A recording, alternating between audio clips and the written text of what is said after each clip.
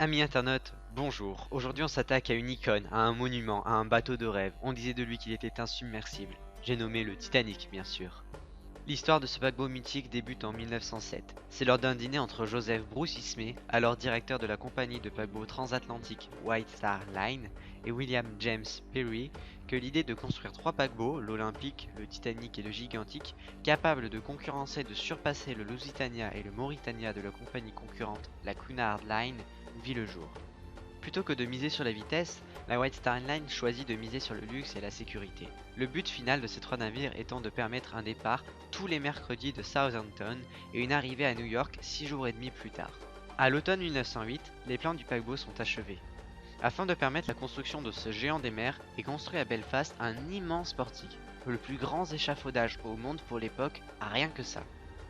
Et le 22 mars 1909, la construction du Titanic débute, avec à sa tête Thomas Andrews. 2 ans et demi plus tard, en 1911, la coque du Titanic est terminée. Celle-ci est fabriquée avec pas moins de 2000 plaques en tôle, maintenues par 3 millions de rivets. Ça fait beaucoup de ferraille. Le 31 mai, sous le regard de 100 000 personnes, le paquebot est mis à l'eau. Dès lors débute l'armement. Mais ne croyez pas que le bateau était armé. Non, là on parle de la pose du mobilier et des 4 cheminées. D'ailleurs, pour la petite anecdote, la dernière ne servait pas à l'évacuation des fumées, mais à évacuer les vapeurs des cuisines et aussi accessoirement à l'esthétisme général du paquebot. Bah ouais, parce qu'il faut dire que le Titanic avec 3 cheminées aurait eu moins bonne figure.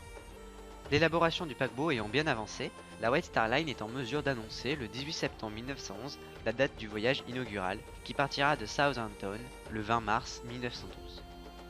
Malheureusement, 2 jours plus tard, l'Olympique, le frère alors déjà en service du Titanic, percute un autre navire. Afin de réparer le bateau, les ouvriers du Titanic sont réquisitionnés et la date du voyage inaugural est donc repoussée au 10 avril 1912. Nous sommes le 10 avril 1912. Ça y est, le grand jour est arrivé. Le paquebot, avec aux commandes Edward Smith, part du port de Southampton avec 1842 personnes à son bord.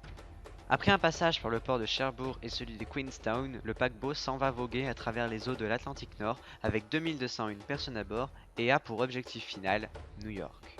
Au cours des premiers jours, le voyage se passe sans encombre. Le 14 avril, le Titanic reçoit plusieurs messages lui signalant des icebergs. Malheureusement, le commandant Smith n'en tient pas rigueur et continue de voguer à pleine machine. Le pire sans doute eut lieu à 22h55 de ce 14 avril. Un autre navire, le Californian, alors situé à 36 km au nord du Titanic, a tenté de prévenir qu'il était cerné par les glaces. Malheureusement, l'opérateur radio du Titanic interrompt la communication et n'écoute pas le message. Cette information aurait pu peut-être sauver le paquebot. Cette nuit du 14 avril est froide, et la mer est exceptionnellement calme. Ces conditions rendent donc difficile d'apercevoir d'éventuels icebergs. Et puis, à 23h40, les veilleurs aperçoivent au loin une masse sombre et imposante. Ils sonnent l'alerte, c'est un iceberg. L'officier William Murdoch, alors en charge à ce moment-là, ordonne de virer à gauche et d'entamer la procédure de marche arrière. 37 secondes seulement après avoir aperçu le glaçon, le Titanic le percute par le flanc droit. Les rivets souffrant d'un défaut de fabrication, les basses températures n'arrangeant pas les choses, ils ne résistèrent pas au choc et l'eau put s'engouffrer à travers les plaques de la coque.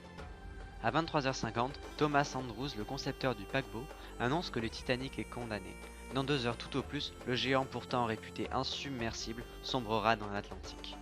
Dès minuit, le commandant Smith ordonne de faire préparer les canots et donne la priorité aux femmes et aux enfants. Malheureusement, le paquebot ne contient pas assez de canots pour tout le monde, la moitié des gens sont donc d'ores et déjà condamnés. Pour ne rien arranger, les canots partent à moitié vides, les officiers ayant peur que ceux-ci ne chavirent en pleine mer. À 1h55, les hélices du bateau émergent de l'eau. 5 minutes plus tard, la plage avant du navire disparaît totalement sous l'eau.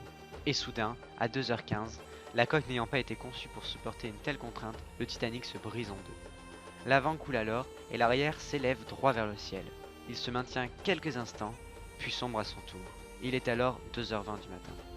1500 personnes sont alors dans une eau à 0 degré. Sur l'ensemble des canaux, un seul reviendra et récupérera 6 personnes de l'eau encore vivantes. Le bilan de la tragédie est lourd. Sur 2201 passagers, on dénombre seulement 711 survivants. Avec le Titanic, c'est le symbole de toute une époque qui sombre, et la démonstration que non, l'homme n'est pas au-dessus des lois de la nature. Enfin, j'espère que cette vidéo vous a plu. Je vous invite à regarder notre précédente vidéo sur l'histoire de la Terre, notre étonnante et fabuleuse planète. N'hésitez surtout pas à vous abonner, à partager la vidéo, à laisser un pouce bleu si ça vous a plu, et puis si ça vous a pas plu, vous pouvez laisser un petit pouce rouge.